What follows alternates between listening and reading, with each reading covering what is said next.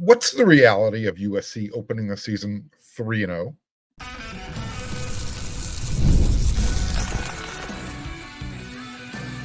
You are Locked On Trojans, your daily podcast on the USC Trojans, part of the Locked On Podcast Network, your team every day. Fight on, everyone. I'm your host, Mark Holkin, and thank you for making Locked On USC part of the Locked On Network, your first listen every day. Whether you're watching the show on YouTube, wherever you are downloading your podcast, this show is always free, and this show will always appreciate your support. Today's episode is brought to you by Game Time. Download the Game Time app, create an account, and use code LOCKEDONCollege for $20 off your first purchase. Terms apply. It's definitely possible. Let's get back to talking about some football. I think it's possible USC can go 3-0 to open the season. Everyone's chasing their tails, trying to be the first person to figure out USC's recruiting problems, when sometimes, the answer is really simple. Once Lincoln Riley's team in 2024, once they show they know how to play defense at a respectable level, guys like Riley Pettyjohn, they'll commit instead of wanting to wait and see it before he believes it, okay? That's the bottom line here. Sometimes the answer is really that simple. You don't believe me? Go read the story that Scott Schrader put up there over at wearesc.com when you're done watching this episode of Locked On USC. I was talking with my partner in crime, Chris Arledge, on yesterday's episode of Locked On USC. Go check that out. Great show. I asked Chris, what will the perception of USC be with recruits if they come out of the box? Let's say USC gets out of the gate real fast, not like they did with recruiting this year. They're 3-0. Okay, that means they beat LSU in Las Vegas, Utah State at home, Michigan in Ann Arbor. Because, look, there would still be, 3/4 of the season left to play, right? 3-0 USC team, again, including those wins that I just spoke about. I think that's going to make people take notice, make me take notice. If I was watching out for a team that I was really skeptical about, forget the recruits for a minute. Okay, let's take them out of the equation. Let's just talk about going 3-0. The schedule is more difficult this season, right? The over-under for USC's win total has been pretty much 7.5. I've seen it as high as 8.5. For the most part, 7.5, 8. However, if USC is 3-0, confidence is going to start to take over. I'm not saying the squad isn't confident in their abilities. It's not the case.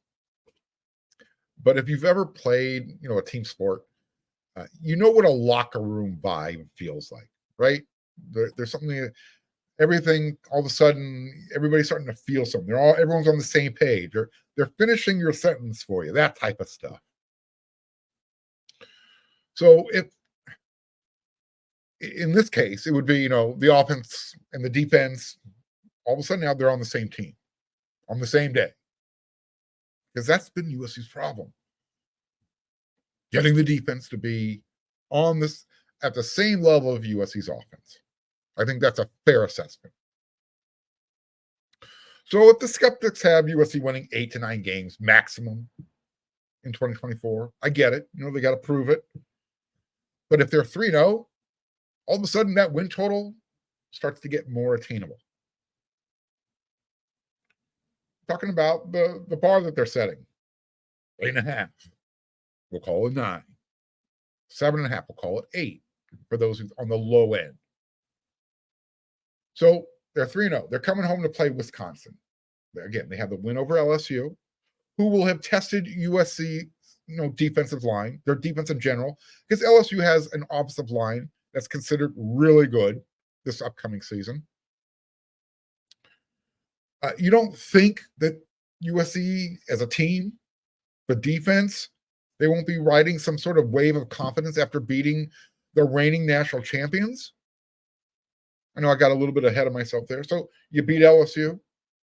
You came home. You beat Utah State, who, by the way, they're changing head coaches right now. Yeah. So now you're 3-0. Okay. Now you've got Wisconsin coming to the Coliseum. You got that whole Alex Grinch factor, playing in the background. You don't think that USC's defense isn't going to want to step up? Yeah. Then USC's at Minnesota. Okay. So again, I'm getting ahead of myself. You're 3-0. You're coming home, playing Wisconsin. USC goes to Minnesota October 5th. I check. Everyone's saying, well, what about the weather? Typically, around that time of the month, mid to high 60s. The lows can get into the 40s. For USC fans, pretend you're going to Corvallis, Oregon. Nothing new. Then you come back home for Penn State. Okay? We're going to know who USC is by then, right? What they're made of. Hopefully Texas won't screw up the perception by beating Michigan. They play Michigan week 1 in Ann Arbor. So when James Franklin's team, when they arrive, this is what USC will be getting. Okay. The Nittany Lions will have opened up at West Virginia. Okay. Morgantown. Then they play Bowling Green in Happy Valley. Bye week, they host Kent State. Then they host Illinois. Then they host UCLA. 1 week later, Penn State comes to LA to play USC. So they open on the road in Morgantown, just to repeat myself. Tough place. Really tough place to play. That's a stadium on my bucket list. I want to go check out a game in West Virginia. And then they will have hosted UCLA before they come out to USC. Interesting, right? Is USC getting a group of pissed off Nittany Lions? Meaning what happened against West Virginia? Are they getting an undefeated team? A one-loss team? What if UCLA beat them the week before? One of my everydayers who watches the show, listens to the show, said 3-0 doesn't mean anything. I hope I clarified what the context was in the comment section on YouTube. So let's say USC is now 6-0. That was the benchmark that the listener put out there. After USC is 6-0, if they're 6-0, they travel to Maryland the following week. Okay. Then every game after that is in California, save for USC's one trip to Washington, November 2nd. I think 3-0 is a good time for the cynics, for the skeptics, to reevaluate USC's growth and the potential for the rest of the season. And that means the recruits too. So, you know what? Can we get to fall camp already, right? in about 2 weeks, the big conference, the media days are going to be starting up in Indianapolis. And then roughly, a week and a half, 2 weeks later, USC is going to open fall camp. I'll be the first to admit the offseason has not gone according to script. Without a doubt. The transfer portal missed on some deliveries. Recruiting is a roller coaster ride, and the rails have been greased with the F word. It's fluid. It ain't working in USC's direction right now. And then you got the whole NIL brouhaha. I'll touch on that for just a minute in the third segment. Along with a couple of USC commits who saw their rankings change. I'm going to talk about that as well. So you're going to stick around to hear what I have to say about that. So let's move on. We're going to talk about something else in the next segment. In fact, playoffs. We're going to talk about that since we talked about the schedule. Let's move ahead. Let's talk about the playoffs.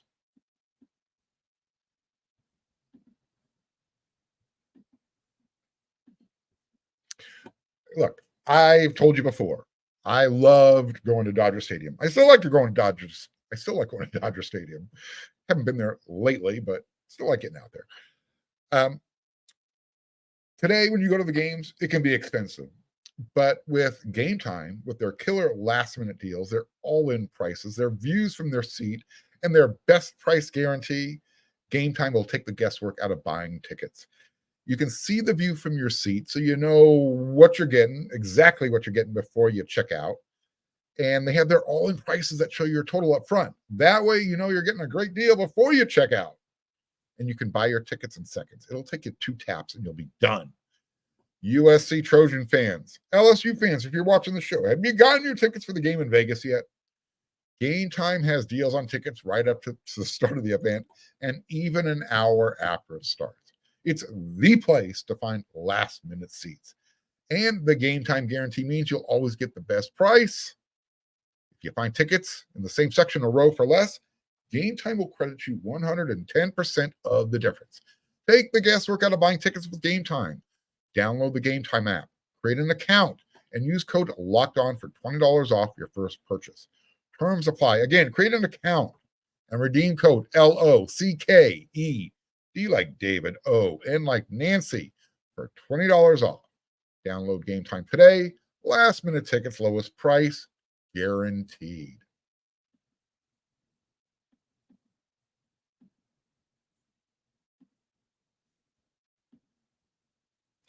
You're watching Fox Sports. You're watching ESPN. You're as anticipating the college football season like I am, but all of a sudden someone starts yelling at you, and you got to find that mute button. Make the switch to Locked On Sports today. It's a free 24/7 sports streaming channel, and it's programmed for you every day to bring you the biggest stories without all the screaming. Locked On Sports today brings you can't-miss analysis, opinions, and news. And it's streaming for you 24/7 on YouTube or the free Amazon Fire TV channels app. Part of the Locked On Podcast Network, your team every day. All right, gone over at least the first 6 games of the schedule for you in the first segment. What are the chances of USC making the playoffs in their first season, joining the big conference? You've heard me say it before on the show. 10 wins and they are in. I don't care who the 2 losses come against. If USC has a 10-2 record, they're in the playoffs. Again, I broke down the first half of the schedule in the first segment. The emphasis was on changing the perception if USC goes 3-0 out of the game. And then I kind of got a little bit ahead and said, let's go 6-0. Or, you know what? Again, the schedule's more challenging. Okay? It's front-loaded. So again, if USC is 6-0, or even if they're 5-1, the back half of the schedule is really Trojan friendly. Very friendly. Again, USC, they leave the state one time once they get back from Maryland and they go up to Washington. It's not a place they're unfamiliar with. Been there before. With the expansion of both the big conference and the college football playoff, my question is, does it get harder or easier for USC to make the playoffs this year? When it comes to football, okay, USC is, they're the program with a pedigree. Washington, they have a national championship. So does UCLA. Oregon's old man, their owner, he wants to buy one before he dies. That's okay. Just own it, Oregon fan. Don't get mad. I think everyone will agree that the SEC, the big conference, they're going to dominate the open seeds, right? So if you don't win your conference, you have a better chance of being selected and being seeded in the playoffs with 12 teams, 14 the year after if they even do that, if you play in the big conference or in the SEC. That's just a reality. Perception matters. Your schedule, the strength of schedule matters. Why everybody's going to a 9-game conference schedule, something USC's been doing forever. So yes, again, there are more spots, but the competition for those spots, it's going to come down to perception. So it's year 3. Should everyone start anticipating Riley competing for a national championship? I know last year. I know all about last year. I watched it along with everybody else, up close and personal. So is year 3 a playoff year? Or do we have to wait until 2025, year 4? Now, I mentioned playoffs and national championship. Both. I think the answer is both. They have to make the playoffs this year. If they don't, the program is just it's going to struggle more than it is right now. And I don't want to get into the whole NIL aspect of it. We're going to say that until the third segment.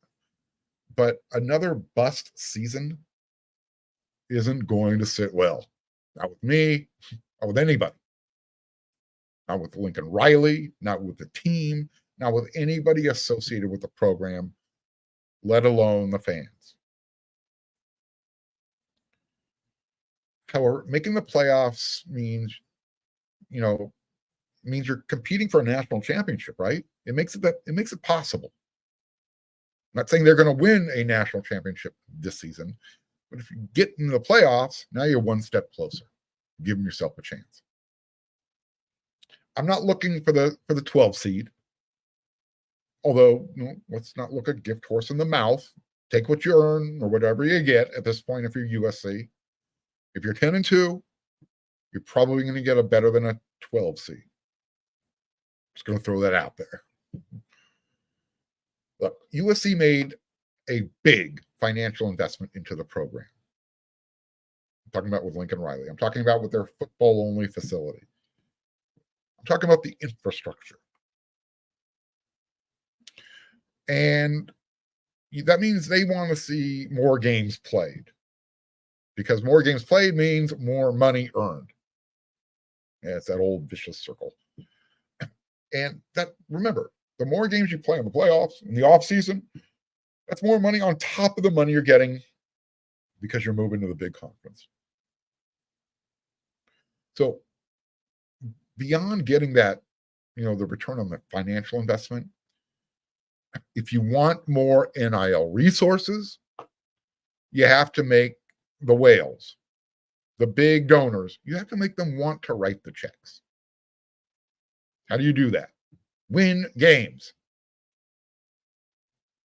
USC had been down for so long before Carson Palmer won the Heisman Trophy.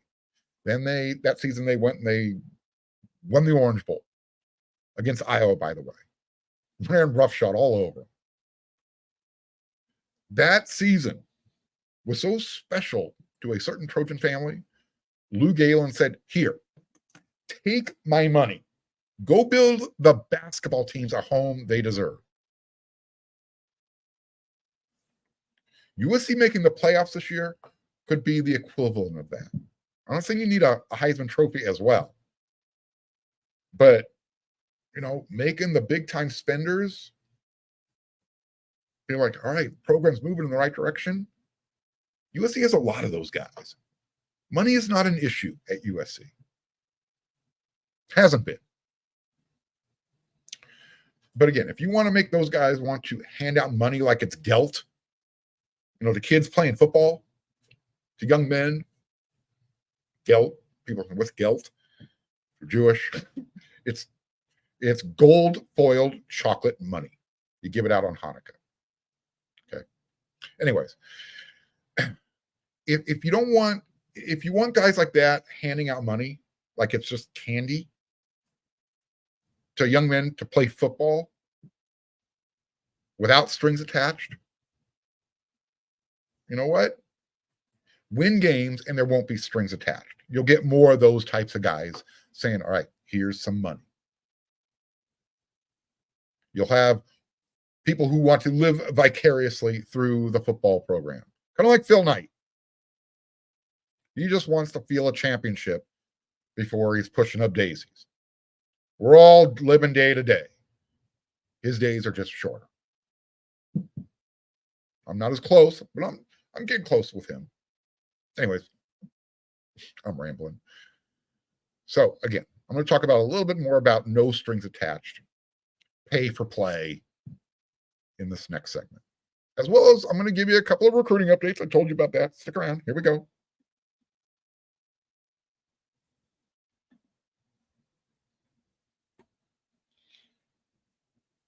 All right, before I get into the whole NIL stuff.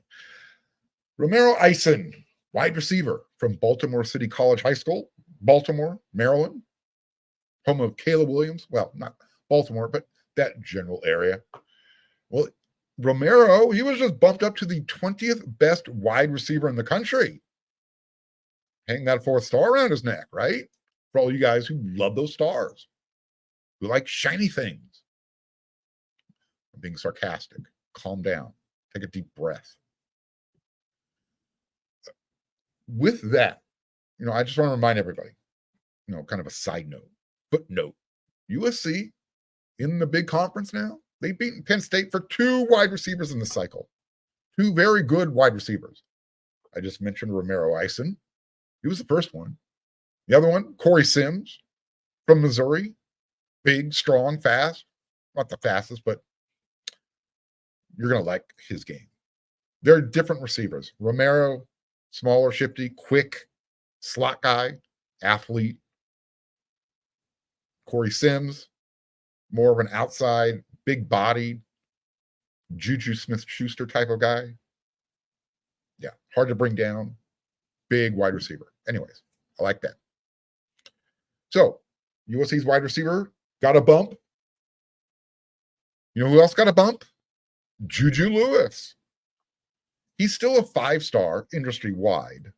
However, on 3, they dropped him to a 4-star. Why? What's happening? What's going on here? What's the deal? I mean, he didn't hurt himself on the camp circuit. Not that I'm aware of.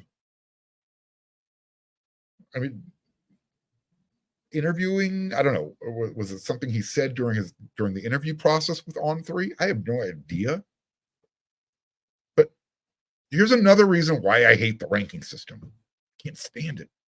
You know how I feel about this. All of a sudden, Juju Lewis, he's the 7th best quarterback in the 2025 cycle, according to On3. Come on, what changed? Anyways, I just want to keep you guys updated. This is why we shouldn't gaze at the stars. Juju is still a 5-star. Just curious, what changed in the evaluators according to at the On3 network? Maybe I'll explain it. Maybe I'll find out. Maybe I'll let you know. Let's move on. Let's talk about having paying players, high school kids, anybody, no strings attached, right? So I said earlier, make the big donors want to pay big allowances to the players. Look, if USC is winning more, maybe those deals with, no strings attached will come to fruition, right? But name, image, likeness, NIL was not intended to be, here's your signing bonus, go play football. That's not what it is. That's not how USC interprets it. The rules are constantly changing. Maybe they'll get on board with that.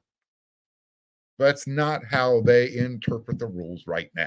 It's not how it was meant to be. Other programs are taking advantage of it.